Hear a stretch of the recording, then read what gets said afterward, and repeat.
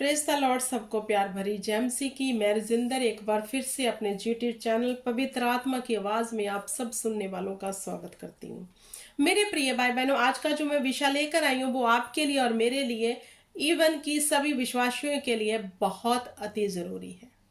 ये मसीही लाइफ का वो उत्तम भाग है जिसके बिना हम अधूरे हैं। क्या आप जानना चाहते हो वो क्या है? तो इस वीडियो को अंत तक देखना, और मैं आपको प्रॉमिस करती हूँ कि जब आपने इसको अपने अंदर मनन कर लिया, इसको अपने परमेश्वर के पवित्र कलाम को अपने अंदर ले लिया, तो आप अपने जीवन की हर सक्सेस को पा सकते हो। हालेलुया। तो जकूब की बुक हम पढ़ेंगे। जकूब की बुक उसका 5 अध्याय 13 से लेकर मैं 15 और 16-17 आज तक पढ़ूंगी। हालेलुया। यदि तुम में से कोई दुखी है तो वह प्रार्थना करे, यदि आनंदित है तो वह स्तुति के भजन गाए। तो आज का जो मेरा विषय है, जी हाँ यही है, टॉपिक है प्रार्थना की ताकत। हालेलुया। जे हम सब के लिए बड़ा अहम हिस्सा है प्रार्थना। प्रार्थना के ही जरिए हम अपने जीवन में सक्सेस को देख सकते हैं। अब गौर ये करना है कि हम कैसे करते हैं, क्या कर रहे हैं, प्रार्थना करते हैं या फिर नहीं करते। हालेलुया। तो क्या कहता है, यदि तुम में कोई रोगी है तो कलीसिया के परचीन को बुलाए और वह प्रभु के नाम से उस पर तेल मल कर उसके लिए प्रार्थना करे, और विश्वास की प्रार्थना के द्वारा रोगी बच जाएगा और प्रभु उसे उठाकर खड़ा करेगा। और यदि उसने पाप भी किया हो तो उनको भी क्षमा मिल जाएगी। वाह मेरे प्रिय भाई बहनों, ये वचन ये डिक्लेयर करता है कि सबसे पहले हमें प्रार्थना करने वाले होना चाहिए। हालेलुया। अगर हम बीमार हैं तो कलीसिया का जो परचीन, मतलब जो कलीसिया का ओल्ड पीपल है, जो चर्च का, हम उसके पास जाएं, वह हमारे लिए प्रार्थना करेगा। कैसे? तेल मलकर, परमेश्वर के अभिषिक्त ऑयल के साथ। तो हम अपने रोग से क्या हो जाएंगे? चंगे हो जाएंगे। हालेलुया। और दूसरा, जब प्रार्थना होगी, अगर कोई पाप भी किया हो जिसके कारण वह बीमारी है, वह भी माफ हो जाएगा। हालेलुया। प्रार्थना पाप माफी देती है, प्रार्थना चंगियाई देती है, प्रार्थना सैल्वेशन को लेकर आती है, प्रार्थना हर उलझे काम को सुलझा देती है, प्रार्थना हमें सही मार्ग देती है। प्रार्थना करके ही हम अपने मसीही जीवन को आगे लेके जा सकते हैं। इतना उत्तम भाग है प्रार्थना करना। इसलिए आज का टॉपिक है प्रार्थना की शक्ति। हालेलुया। बहुत लोग क्या करते हैं, हमारे लिए कोई दूसरा प्रेयर कर दे, हम प्रेयर ना करें, हमारे लिए कोई दूसरा जन प्रार्थना कर दे। ये बिल्कुल रॉन्ग है, ये बिल्कुल गलत बात है। हमें खुद प्रार्थना करने वाले होना चाहिए।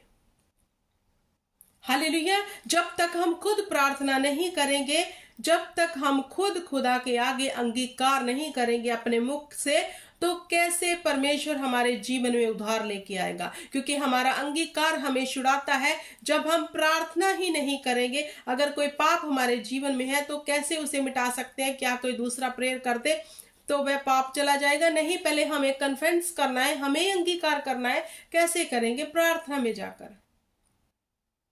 हालेलुया। तो हमें खुद प्रार्थना करने वाले जरूर होना चाहिए। अब आपने ओल्ड टेस्टमनी में दानियल की स्टोरी पढ़ी है। हालेलुया। वो 3 टाइम परमेश्वर के सन्मुख जाता था। तो जो भी उसको प्रॉब्लम लगती थी, जिस बात का उसे नहीं पता चलता था, तो कैसे परमेश्वर से उसका उत्तर लेके आता था? प्रार्थना से। और आपको अगर कोई ऐसी समस्या पड़ गई है, आपके जीवन में अगर कोई ऐसा हो गया है, तो आप क्या करते हो? खुद नहीं प्रार्थना करने बैठ जाते दानियल की तरह। आप भागते हो, उसको फोन लगा दो, उसको लगा दो, उससे प्रार्थना करवा ले। ये रॉन्ग बात है। सबसे पहले जिसको हम कॉल लगाएंगे वह हमसे दूर बैठा है और वह एक मनुष्य है। दूसरी बात, जो परमेश्वर दूर का नहीं बल्कि निकट का परमेश्वर है, जो हमारे भीतर बसता है आत्मा के वसीले से, पहले हम उसे कॉल करें, क्योंकि वो तो हमारे हमेशा साथ है। क्योंकि वही चाहता है परमेश्वर का आत्मा कि हम खुद प्रार्थना करें। लेकिन हम क्या कर रहे हैं, जब भी किसी ऐसी समस्या में कोई चीज पता नहीं चल रही, फोन करो और प्रार्थना करवाओ। ये गलत है। खुद करो प्रार्थना। प्रार्थना की ताकत आपको पता नहीं है, इसलिए आप प्रार्थना नहीं करते, इसलिए आप दुविधा में हो, इसलिए आप संघर्ष में हो। प्रार्थना हर मसले का हल है। जहां वचन आगे क्या कहता है, धर्मी जन की प्रार्थना के प्रभाव से बहुत कुछ हो सकता है। वाओ, जो वचन में लिखा है और वचन सत्य है, टल है, जो कभी टलने वाला नहीं। ये वचन ही कह रहा है कि धर्मी जन की प्रार्थना के प्रभाव से बहुत कुछ हो सकता है। आप खुद अपने लिए प्रार्थना करो, फिर आप दूसरों के लिए प्रार्थना करने वाले बन जाओगे। जब कभी आप अपने लिए ही प्रार्थना करने नहीं बैठे, आपने प्रार्थना की शक्ति को कभी जाना नहीं, इस्तेमाल ही नहीं किया, इसलिए आप समस्याओं में हैं। क्योंकि प्रभु यीशु मसीह ने वचन में कहा कि तुम नित्य प्रार्थना करते रहो। क्यों कहा? क्योंकि वह चाहता है कि हम नित्य प्रार्थना करें। और पिता परमेश्वर ने ओल्ड टेस्टमेंट में कहा, तू मेरे सन्मुख प्रार्थना कर, मैं तेरी प्रार्थना को सुन के तुम्हें जो अभी बातें समझ नहीं आ रही, वो कठिन गूढ़ बातें मैं तुम्हें बताऊंगा। कैसे वो गुप्त भेद हमें पता चलेंगे जिसके कारण हम समस्या में फंसे हैं। जब हम प्रार्थना करेंगे, परमेश्वर प्रकट करेगा, क्योंकि उसी ने कहा कि जब तू मेरे आगे प्रार्थना करेगा, मैं तेरी प्रार्थना को सुन के तुम्हें बड़ी बड़ी कठिन बातें बता दूंगा जो तुम्हें अभी समझ नहीं आती। हालेलुया। तो मेरे प्रिय भाई बहनों, प्रार्थना करना हमारे जीवन का एक लक्ष्य होना चाहिए। हम प्रार्थना करते नहीं, करवाते ज्यादा हैं। सीरियसली मैं कह रही हूं, विश्वासी लोग प्रार्थना खुद नहीं करते, करवाते ज्यादा है, इसीलिए वह समस्या में है। जो चीज उनके पास है वही आपके पास है, जो आत्मा उनके पास है वही आपके पास है, जो मुख उनके पास है वही आपके पास है, जो हाथ उनके पास है वही आपके पास है। तो फिर आप खुद क्यों नहीं घुटने लगाते?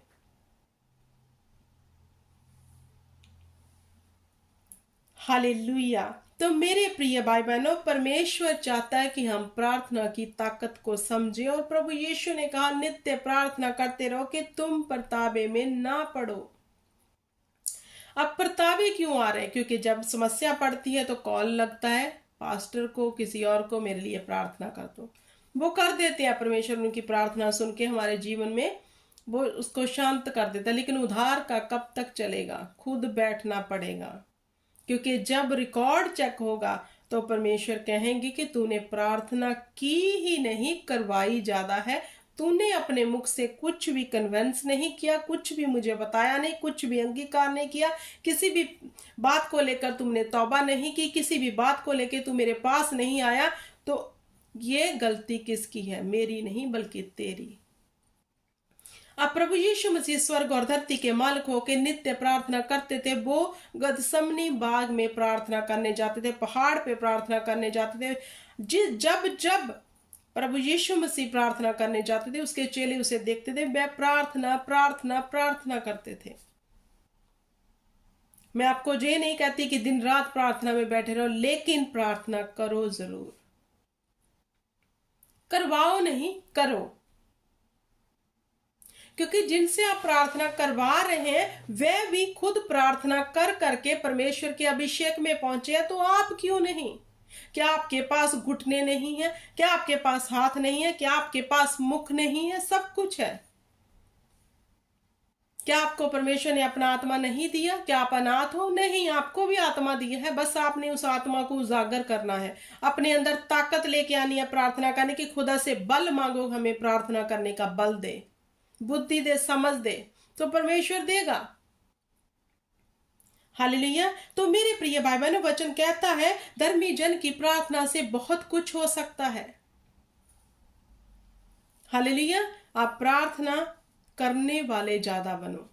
आप करवाते हो प्रार्थना किसी से, एक आधी बार आपने करवा ली, लेकिन खुद ज्यादा बार प्रार्थना करो, तो आपको हर मसले का हल मिल जाएगा, क्योंकि जो खुदा उनका है वही हमारा है। ऐसा नहीं है कि परमेश्वर उनकी ज्यादा सुन रहा है, हमारी कम। हम कहते ही नहीं, सुने कैसे?